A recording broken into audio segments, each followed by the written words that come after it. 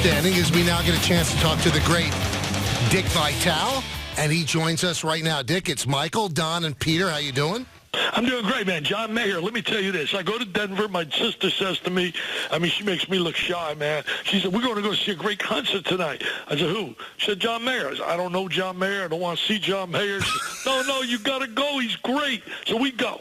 At the end of the show, he must be a basketball fan, and he says, hey, I understand my man's in the house, Dickie V. I want him to come backstage. So I go backstage, and I walk there, and I got the pictures to prove it. He jumps on me. He gives me this big hug, and he became a friend. John Mayer, go see him. He was terrific. Now, Dickie V, did you know the beautiful women he's dated in his life? Jennifer Aniston, Katie, every single beautiful woman in the world. I know. He must be I don't know.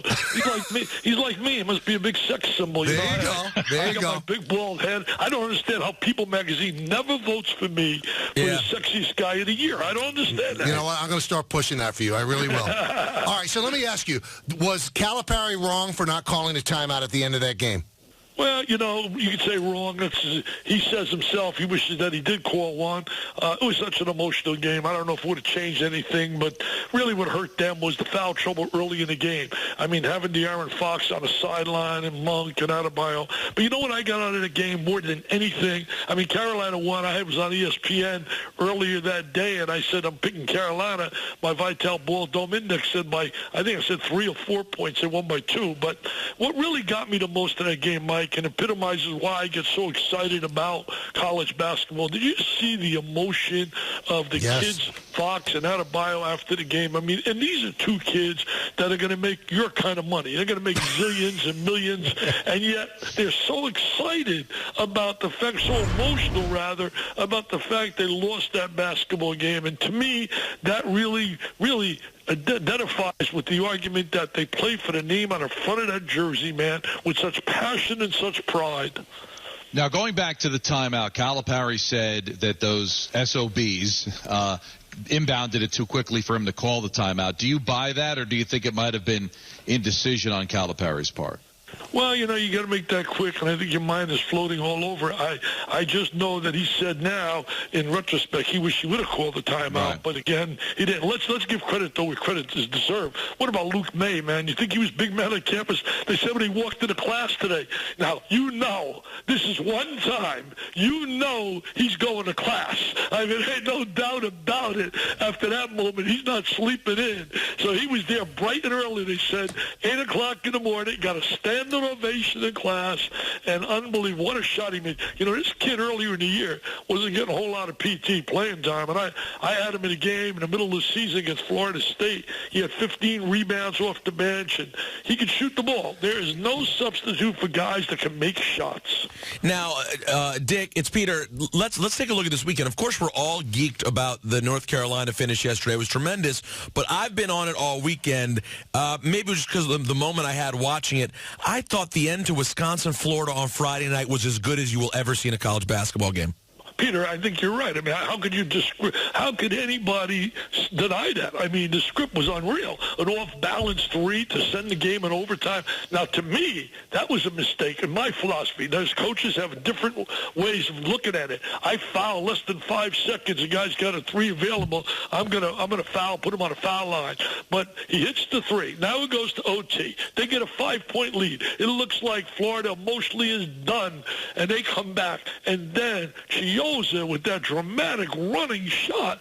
You can't get any better. That by far was March Madness, March Mayhem, whatever you want to call it, at its best. It really, I don't think there's anything could top that. Kentucky and certainly playing North Carolina is Muhammad Ali and Frazier. It's Ali, Frazier, Goliaths, heavyweights, battling, blue blood programs. Almost should be a national championship game. See, I think the committee, all right? I think the committee did a disservice in a way. They, with intent, put the 3 blue bloods in there, knowing only one is going to survive, and they put in there UCLA, Carolina, and Kentucky. And really, in a way, that troubled me a little bit to see 3. I thought it was the toughest region going, and to do that. But anyway, the bottom line is we got 4 teams now, and if you would have told me South Carolina They played, I did the SEC semifinals and the finals. They got beat early by Alabama, scored 50 points, I believe, in that game.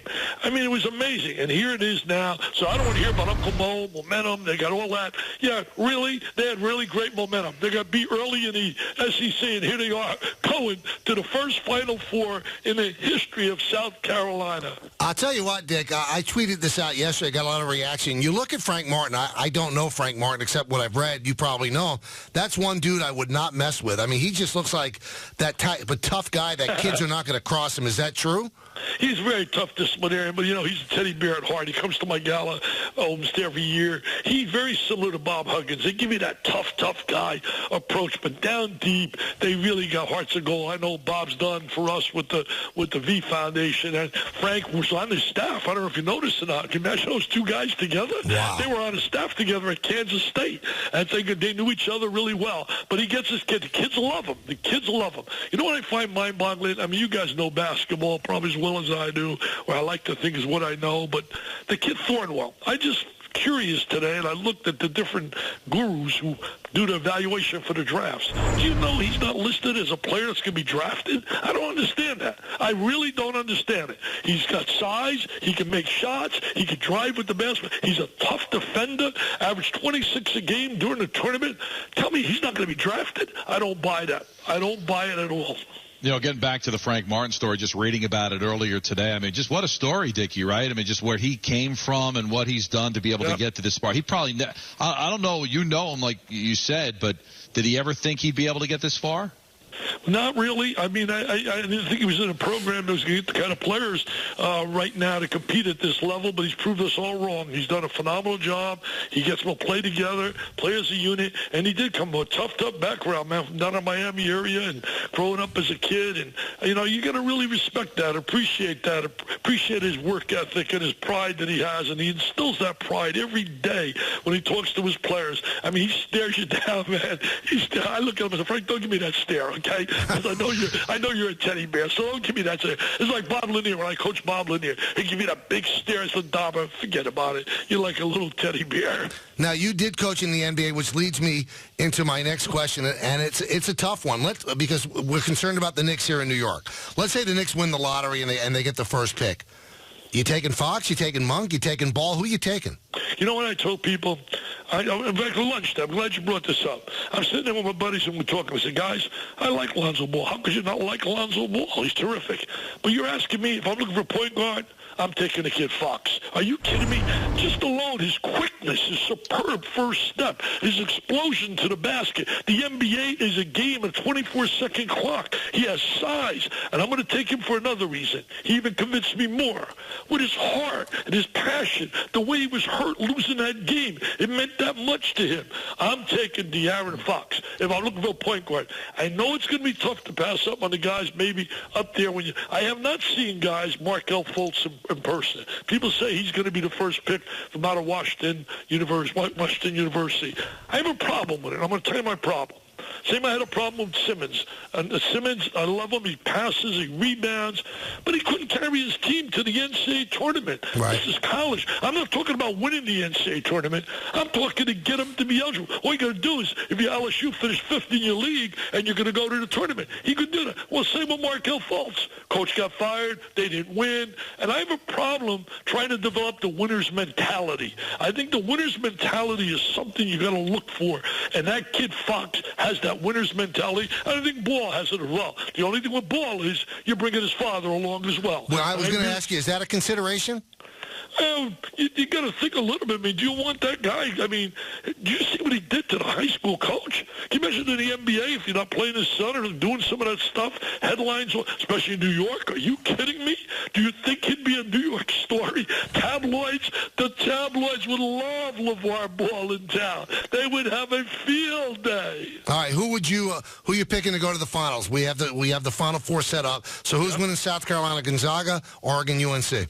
Michael, I said from day one that my picks were from day one, before it all started with the whole selection, I said Gonzaga is a legit Final Four team. It's the best team they ever had, and I don't change that. This is the best team the Zags have had. They defend exceptionally well. They got size with Karnowski and Zach Collins, who's going to be an NBA player and a big-time player, comes off the bench. Their guard, Nigel Williams-Goss, is terrific. So I got them winning that game. And then the next game, I'm telling you, it's a really good Oregon team. Would even be better if they had to go with Boucher with them, but he got hurt. But I'm telling you, what they did to Kansas was mind-boggling. To beat them up in KC, to beat them in Kansas City, and dominate them like they did in the second half, dangerous. That's going to be a heck of a battle, but I still think redemption. North Carolina is going to find a way to win that game, and that North Carolina, Gonzaga, the VBDI, my Vitale Ball Dome Index, I told you guys, I don't need the RPI, I don't need the BPI, I don't need the FBI, I got the Vitale Ball Dome Index, and it tells me, and I don't change, said it before, it will be North Carolina, Gonzaga for the title, and the celebration will take place down in Chapel Hill on Franklin Street. They're going to win the national title as redemption from last year when it was Heartbreak City. All right, final thing. Did Indiana make a good hire with Archie Miller? Yeah, very good hire, but you know what? They're all raving. I mean, it hit a slam dunk, a grand slam. That's all great. They love him. They love him, and I don't blame him. He's such a lovable guy, great personality, great mind, loves basketball. But you know what? My friend Tom Crean, he went to the Sweet 16 3 out of 4 years. Right. Tom Crean won. He won the Big Ten 2 out of the last 4 years. Now, you can love him all you want, but down there, you better win and win big. If not, just ask Tom Crean. Good stuff, Dickie V. We love having you on. Thank you.